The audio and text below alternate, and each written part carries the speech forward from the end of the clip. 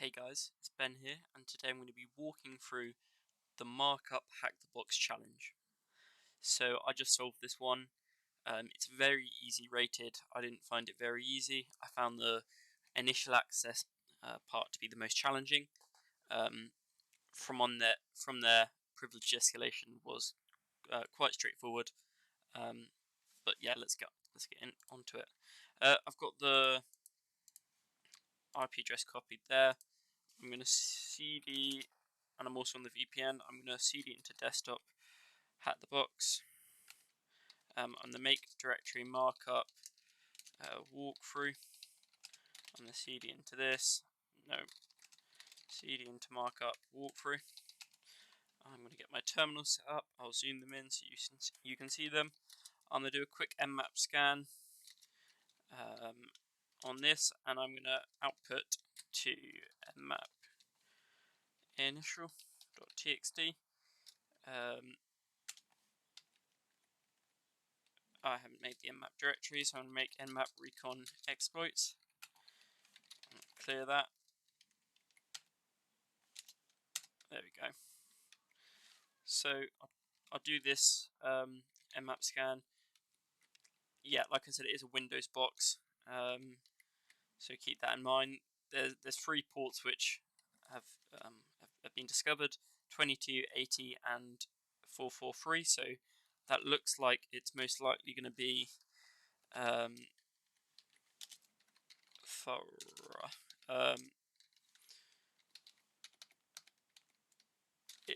it looks like it's most likely going to be like some web server and an SSH service. So keep in mind there is an SSH service running. This will come in useful later, and it's a bit sneaky, but I'll mention it when it comes. So let's do a bit more of a thorough scan now,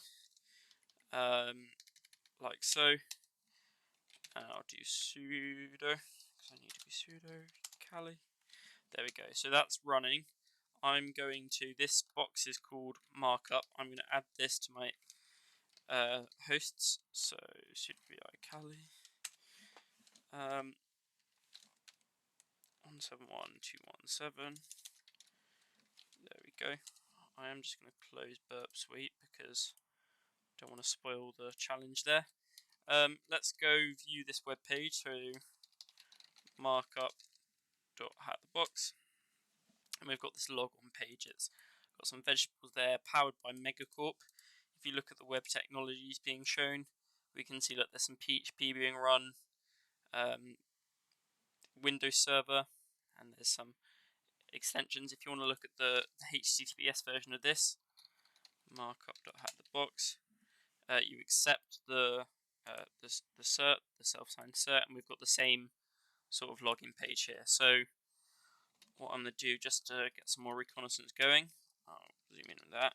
I'm going to web this, web http markup.hackthebox, and I'll tee this into a web.log. I'll let that do its thing, so we can see sort of what we found with the Wappalizer. It's running an Apache server with the version there.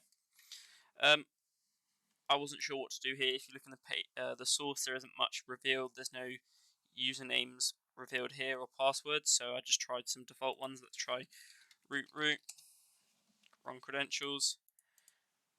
What about admin? Admin doesn't work. After a few guesses, I eventually tried admin password, and that works. So you log in as an admin account, and then you've got all these different tabs. You can have a look around it. The one which interested me was contact us and this order. So in this order thingy, you can sort of order some goods. So let's say I want 2 goods, and the address is please sub, and we'll submit that there. And it says your order for medicine has been processed. If we just change this to electronics, so your order for electronics has been processed. So I'm guessing, well, I know we're sending some type of request to the web server, so we can sort of have a look at this. What request are we sending? So we see we send this request. It's a post request. How is the data passed in? If you open the request tab, you can see, look, it's using XML. So we may be able to do some XXE, XML external entity injection to perhaps pull some files from the web server. So if you go back to the flags now, we've got a few. The version of Apache which runs on port 80 2.4.41, we found that from our MAT scans. The password combination is admin password. What is the word at the top of the page which accepts user input? That's the order one. And what XML version is used on the target? That's 1.0. We can find that just from here, XML version 1.0. What does XXE or XEE acronym stand for? That's XML External Entity. And then the next one is, what username can we find on the web page's HTML code? So you can start off by going through each of this web page and saying, look, trying to find some sort of username in here. You can look around. There's none in home. There's some in about. There's none there. About in products. None there. About in order. And it's got this modified by Daniel. So this is a username we could perhaps use later on. We'll keep this one in mind. So this Daniel user, right? So it's hinted from the flag so far that we're doing some sort of XML external entity injection. This was new to me, so I had to sort of figure it out as I went along. But basically, we can, as I will just get Burp Sweep open just to show you what I mean. We'll get the proxy on and Burp Sweep going. Let's just say quantity this. I want to do this. So we see we make a request here, right? The data is passed as an XML query, so we control the user input, which is put into the post request, the XML request. So what we can do is send this to a repeater and say, look, oh, nope, I don't want to do this. Let's just send this. We'll see what we get back. Your order for home appliances has been processed. So there was this drop-down menu which let us choose home appliances. So if we just change this to please sub, send this again. Your order for please sub has been processed. So this, if we did an XXE injection and we got some output, we could display the output as an XML variable in this item thingy, and it will get returned in the output of the web page, which is quite powerful, and I'll show you why. So if we just search up, and this is what I did do, I'll turn Burp Suite off, XXE, and we'll go to the Portswigger one. We can see a bit about it, and I did some tests to retrieve files. There was Hacktricks is also a very good one you can use. So if you follow through this, it will explain how it works in a bit more detail. To test, we actually have an XXE vulnerability here. What we can do is use this payload, and we'll put this at the top. So there we go. So we set this variable to replace, I believe. Let me just check. Yeah, we set this variable to replace. I'm just for ease going to make this, call this XXE, right? And we're giving it the value of 3. What I can do is go down here and call this variable as such, or display the variable. So I'm going to do this, and we can now say your order for 3 is processed. So we're using an external. This is this. Well, it's not external at the moment. We're using an XML entity, and we're calling. We're setting a variable XXE to this text. And for example, if I want to do please sub there, it would come down here. So we've identified this is vulnerable to XXE.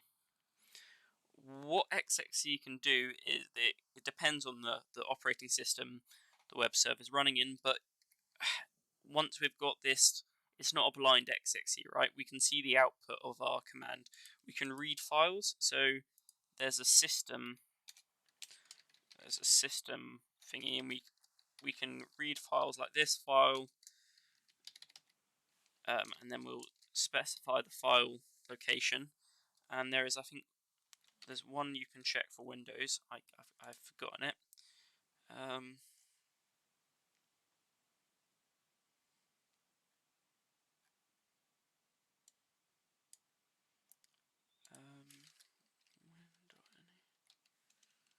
Maybe it's not in here. Let me just XXE. So we can search up some payloads for it, and we'll be able to find one. For example, if I was on a Linux box, right, I would my first reaction would to go to Etsy hosts and see if we can, oh no, not Etsy hosts, Etsy password, and get the password file, right, and see all the users. Windows doesn't really have that, so it does have, which exists on all Windows box, this Windows/win dot ini. So we can call this, and we can see if this lets us display, and it does. We've got some sort of output here. This is the contents of this win.ini file.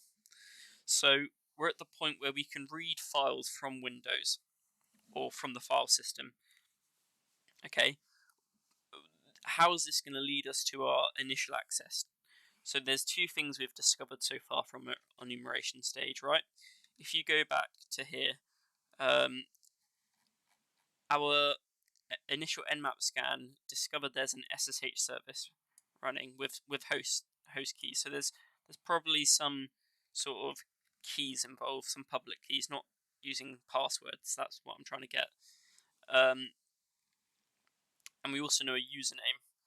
If you've had some familiarity with Windows or Linux enumeration, you'll know, or just with SSH, to be honest, you'll know the keys are often stored in the .ssh directory, the dot because it's hidden, and it's usually in the users directory. So for example, if it was a Daniel user, it would be in, I'll put it in here just so we can show, it would be in C users/Daniel. That's the username we got from our the source code of the web page, and then it would be in the .ssh. And there's two types. There's this ID RSA.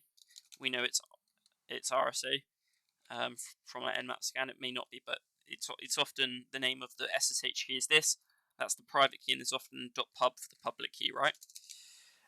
So we could test, is the RSA private key for SSH stored in the Daniel folder, in the .ssh folder, and we can send this request, and we've got an error here. This is a bit strange. Let's just search up this error and see if we can find out what I'm doing wrong, because this did work when I did it originally.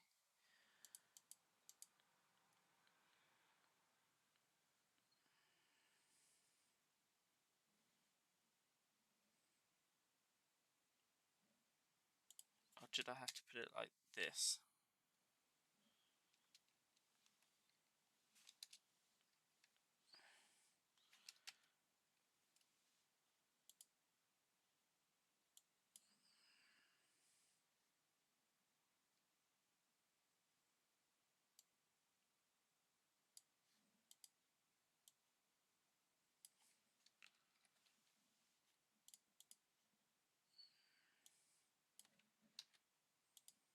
Okay, for some reason it was when I had this searching up the error, it was when I had this XML version thing I got that error.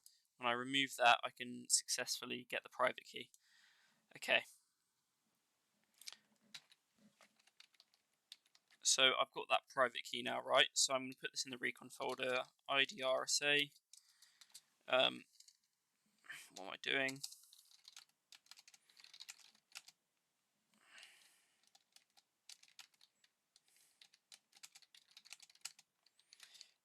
IDRSA. Paste it in there. Right quit. If you look at the permissions of this, it's got read, write. It's got read over all the users.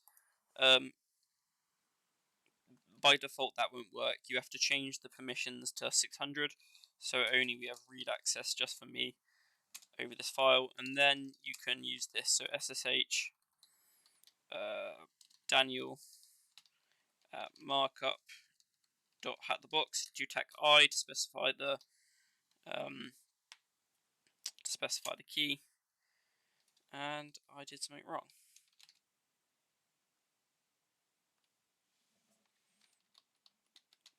The key is wrong. Let me just go to Burp Suite, make sure that's all highlighted. I'll copy that again, and I'll try IDRSI.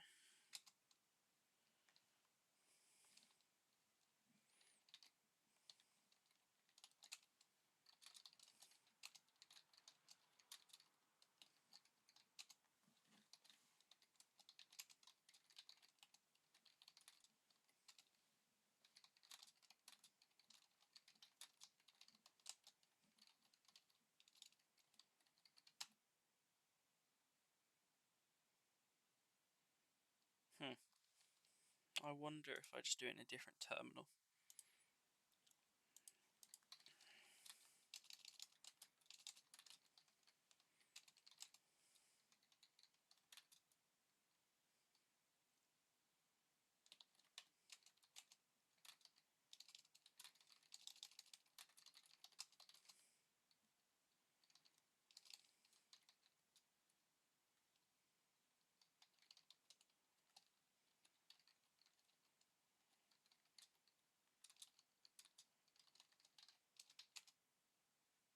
Okay, so that works. For some reason, when I try to do it in this terminal here, right, it gets an error. But when I do it in this terminal here, I'm in. So apologies for that. That's fine. What I then did is I went into, well, first of all, if you can go into desktop, and you can type out the user.txt to get the user flag there. Nice. I then went into my desktop folder in my useful files to center box, get HTTP server going, and then I curled WinPs onto this. So this is an automated Windows enumeration tool. So 999 winps.bat, output that is winps.bat, and then you call winps.bat, and we'll see what this finds.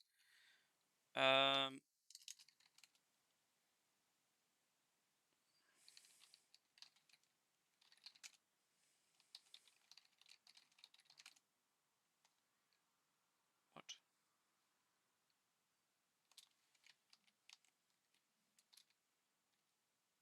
File not found. What is it called? Oh, it's called WinPs. Okay. Never mind.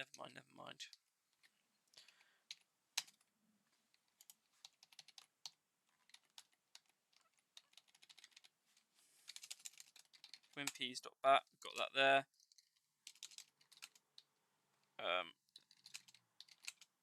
And then let's just call winps.bat, and we'll see what we can find through here. It then finds these default credentials for administrator. So what I'll then do is SSH on to not default credentials. It finds credentials for administrator. .hat the box. I'll paste these in, and we've got an administrator shell. We can cd to desktop, and we can dir. We've got the root flag there. We'll type root.txt. We've got the root flag. So that is this challenge done. I hope you've enjoyed it. It's been a bit longer than it needed to be because I was troubleshooting a while, but I hope you've enjoyed.